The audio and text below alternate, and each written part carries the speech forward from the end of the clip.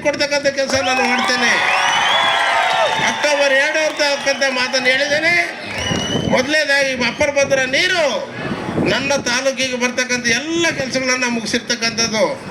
ಎಲ್ಲೆಲ್ಲಿ ಯಾರ್ಯಾರು ಕೇಳಿದ್ರು ಕೂಡ ಎಲ್ಲ ಕೆರೆಗಳಿಗೆ ಪೈಪ್ಲೈನ್ಗಳನ್ನು ಮಾಡಿಸಿ ನಾನು ಆ 1.5 ಕಿಲೋಮೀಟರ್ ದೂರ ಇರ್ತಕ್ಕಂಥ ವ್ಯವಸ್ಥೆಯನ್ನು ಮಾಡ್ತಾ ಇದ್ದೀನಿ.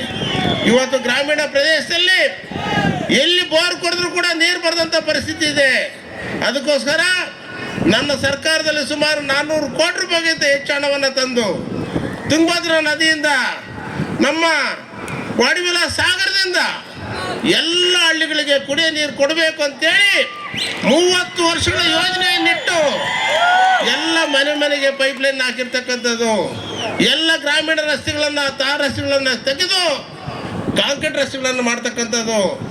ಯಾವತ್ತು ಬ್ರಿಟಿಷರ ಕಾಲದಲ್ಲಿದ್ದಂಥ ಶಾಲೆಗಳನ್ನು ಕೆಡವಿ ಎಲ್ಲ ಶಾಲಾ ಕಾಲೇಜುಗಳನ್ನು ಕಟ್ಟಿಸಿರ್ತಕ್ಕಂಥದ್ದು ಕೆಲಸವನ್ನು ನೋಡಿರ್ತಕ್ಕಂಥದ್ದು ನೀವೆಲ್ಲ ಇದ್ದೀರಾ. ಬಂಧುಗಳೇ, ನನ್ನ ಸುಪುತ್ರ ರಘುಚಂದ್ರನ್ ಮಾತಾಡಿದಾಗೆ ನಾವು ಯಾವತ್ತೂ ಕೂಡ ಒಂದು ಮಾತಿಗೆ ಬದ್ಧತೆಯನ್ನು ಇಟ್ಕೊಂಡಿರ್ತಕ್ಕಂಥವ್ರು. ಯಾವತ್ತೂ ಕೂಡ ನಂಬಿದವರಿಗೆ ಮೋಸ ಮಾಡಿದವರಲ್ಲ. ಮಾತು ಕೊಟ್ಟರೆ ಅಧಿಕಾರ ತ್ಯಾಗ ಮಾಡಿ ಬಂದಿರ್ತಕ್ಕಂಥವ್ರು. ಯಾವ ವಿಚಾರದಲ್ಲೂ ಕೂಡ ನಾನು ತಲೆ ತಗ್ಗಿಸಿ ರಾಜಕಾರಣ ಮಾಡಿದಂಥವನಲ್ಲ. ಆತ್ಮೀಯ ಬಂಧುಗಳೇ, ನಾನು ಕೇವಲ ಹೊಳಲ್ಕೆರೆಯಲ್ಲಿ 3 ಸಾರಿ ಗೆದ್ದಿರ್ಬೋದು. ದಾವಣಗೆರೆ ತಾಲೂಕಿನಲ್ಲಿ, ಭರಮಸಾಗರ ಭಾಗದಲ್ಲಿ, ಚಿತ್ರದುರ್ಗ ರೂರಲ್ನಲ್ಲಿ ನಾನು ಶಾಸಕನಾಗಿ ಕೆಲಸ ಮಾಡಿ ಇವತ್ತು ಕೂಡ ಎಲ್ಲ ಜನ ನೆನೆಸಂಥ ರೀತಿಯಲ್ಲಿ ಕೆಲಸ ಮಾಡಿದ್ದೀನಿ. ನನ್ನ